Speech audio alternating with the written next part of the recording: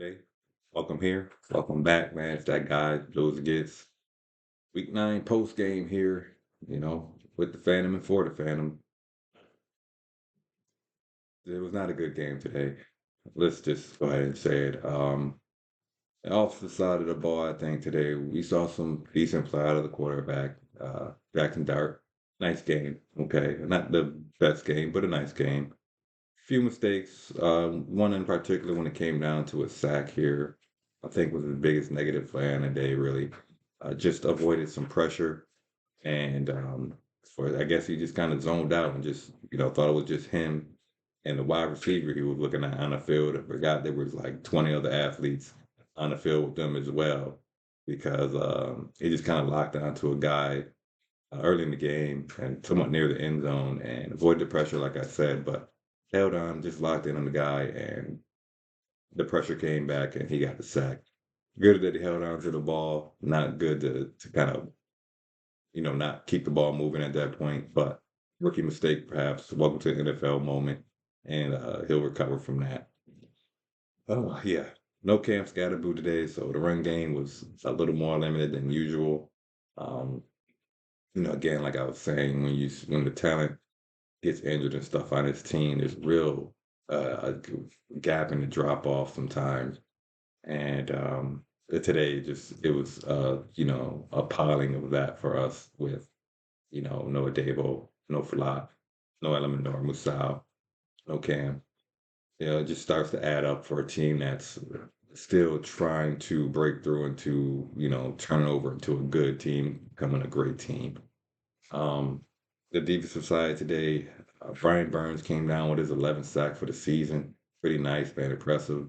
Individual accomplishment during the year. Speaking as a team as a whole, he did force a fumble there, which was recovered by Abdul Carter. First, a stat for him for the game, stuff at least. Um, Bobby Okereke played an okay game. As far as linebacker, I don't. Kayvon was pretty much this game. He's gonna have to pick that up, because we don't have so much going on defensive side, especially with the secondary today. Players being out, but like Mac Jones was 14 for 14, 143 yards, and 2 touchdowns in that first half there. And it was just not great stuff to see out of our defense. Dexter Lawrence had some stuff going on early in the game, the first quarter, maybe the second quarter. He was getting some push. You can see on the interior there, but it's still, respectively here, not that same sexy Dexter Lawrence that we're used to seeing from these previous years. And I think partially, or probably mostly because of the injury that he is coming back from off-season surgery or whatever. He's a new father and stuff like that. So maybe he's still just adjusting to that whole experience and enjoying that. So maybe he's just, still on paternity leave, basically. And maybe he'll be back from paternity leave in a month or so, and we'll start seeing more of the decks that we're used to seeing. But there's just you gotta have to let that play out. I think just really taking in consideration what it is like for him this year. I mean, just think, man. Last season he had 9 sacks, and this year it doesn't like he's really going to get to half of those sacks that he had last year. So, there definitely are clear differences into the play that we were getting, uh, or Dex was having in previous seasons to this year. But like we say, hopefully it's the injury things you're recuperating from. And, with the more impact in the scheme being on the edge, that the interior rotation is kind of funky right now. With players like, known as Roches and DJ Davidson or even Roy Robinson Harrison, they had somebody, I'm sorry, Roy Robertson Harris. They had somebody else out there too, another hyphen name, but he might have been a replacement for Darius Masal. It's just, Dex, you hearing Dex's name in these games. When I mention those guys and hearing Dex's name, you don't hear Dex's name till like fourth, fifth sometimes. And that's definitely different from what we're used to seeing out of the Giants front seven to include Dexter Lawrence. Okay. And then here, other things in the game, it just really wasn't much to take out of the game because a lot of what we have been seeing in previous games here, especially with the injuries piling up now. and the limited action that we get out of the offensive side and defensive side mainly, really, because offense has been pretty consistent. Consistent today. Derek still had 2 touchdowns, not quite 200 yards, some pretty good rushing stats for the QB, but the receivers, Darius Slayton, yeah, didn't have a great game, maybe one drop or so that you really try to fault him for. Wandell didn't have a good game, even though he's been kind of hot, picking up his play over the last few weeks here. It kind of cooled down a bit this last week here. Just not quite the action we're seeing on the deep stuff. And then with Theo Johnson, who had a touchdown today to start out the first quarter. Good, nice after catch, break a tackle within that, 10, 15 yards of the end zone and worked himself into the end zone there. Touchdown.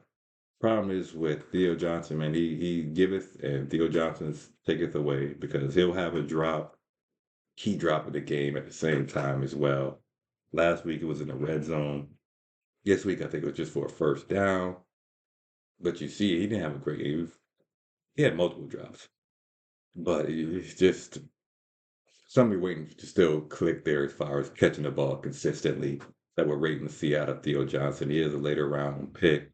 It is the second year, so we'll develop into that hopefully.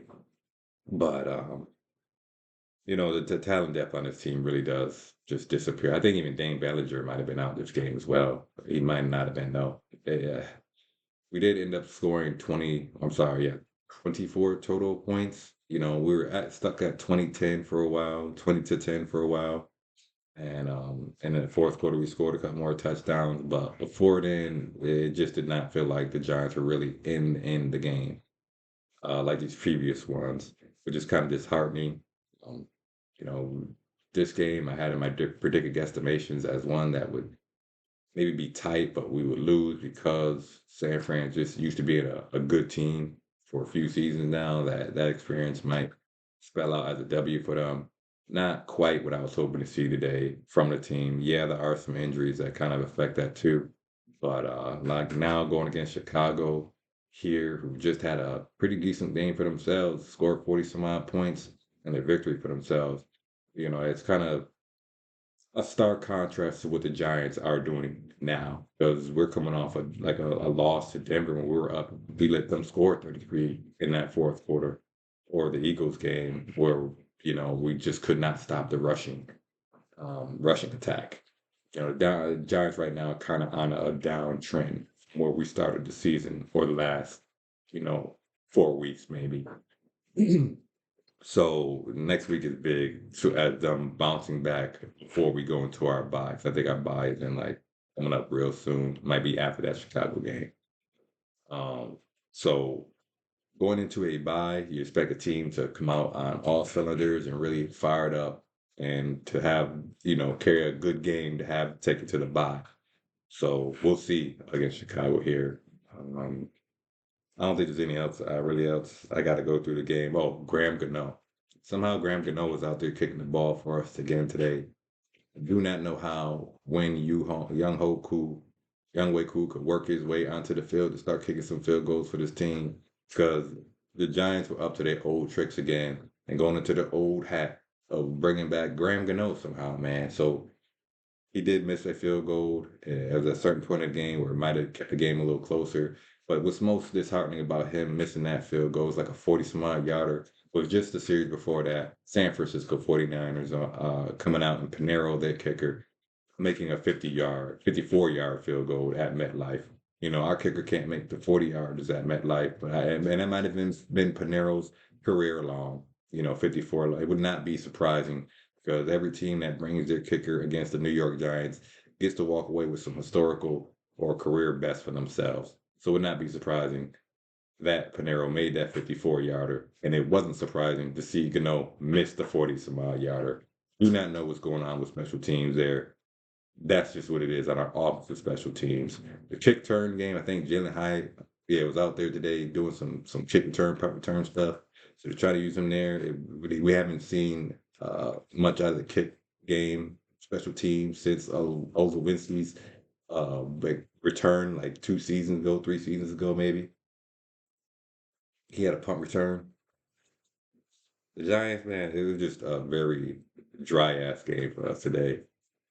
And hopefully next week we get to see something more. But, you know, as a whole right now, with the way the team depth is coming and it falls off and injuries start to happen, just has big questions that we have to really ask ourselves about the coaching staff and front office to include Joe Schoen about what this team really has and what we're trying to take into the future of it, despite of what current talents we have here on the team, as in the Jackson Dart, a Cam Skattebo, a Brian Burns, a Dex Lawrence, et cetera, et cetera, et cetera.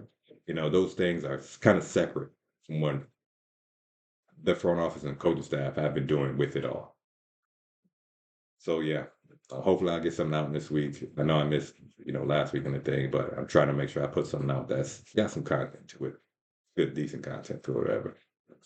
Yeah, and that's it. Appreciate you checking this out, and that's all I got, man. Peace.